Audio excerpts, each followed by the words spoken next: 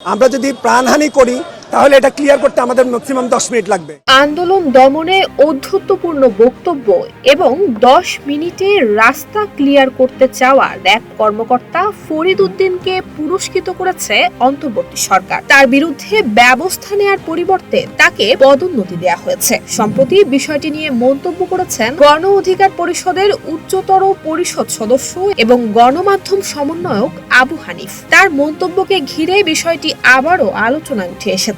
চর্চা শুরু হয়েছে বিগত বছরগুলোতে র্যাবের মাধ্যমে সংঘটিত হওয়া অপকর্ম নিয়ে। র্যাপিড অ্যাকশন ব্যাটালিয়ন সন্ত্রাস দমনে গঠিত এই বাহিনী গত 2 দশক ধরেই সমালোচিত। র্যাব গঠনের পর থেকেই ক্রস ফায়ার শব্দটির সঙ্গে পরিচিত হতে থাকে দেশের মানুষ। এই বাহিনীর বিরুদ্ধে রয়েছে গুম এবং বিচার বহির্ভূত হত্যার নজিরবিহীন অভিযোগ। তার উপরে এখনো ঝুলছে যুক্তরাষ্ট্রের নিষেধাজ্ঞার খাড়া। রাজনৈতিক পট পরিবর্তনের পর এই বাহিনীকে বিলুপ্ত করতে অন্তর্বর্তী সরকারকে চিঠিও দিয়েছে আন্তর্জাতিক বিভিন্ন সংস্থা।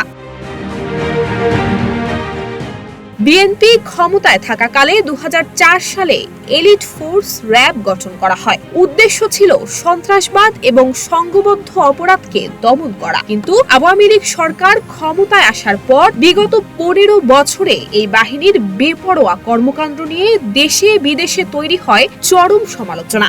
গুম, বিচার বহির্ভূত হত্যাকাণ্ড সহ নানান অভিযোগ ওঠে র্যাবের বিরুদ্ধে।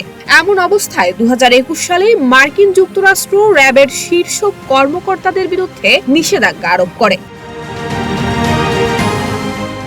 নারায়ণগঞ্জের 7 খুন মামলা থেকে শুরু করে কক্সবাজারে কথিত বন্দুকযুদ্ধে কাউন্সিলর একরামুল হকের নিহত হওয়া পর্যন্ত বহু বিতর্কিত ঘটনা এই বাহিনীটির খ্যাতিকে নষ্ট করেছে। এমন প্রেক্ষাপটে বিভিন্ন মানবাধিকার সংস্থা এবং বিশেষজ্ঞরা র্যাব সংস্কারের দাবি জানিয়ে আসছিলেন। বৈষম্য বিরোধী ছাত্র জনতার আন্দোলনে ঔদ্ধত্যপূর্ণ আচরণের পর এই দাবি আরো জোরালো হয়েছে।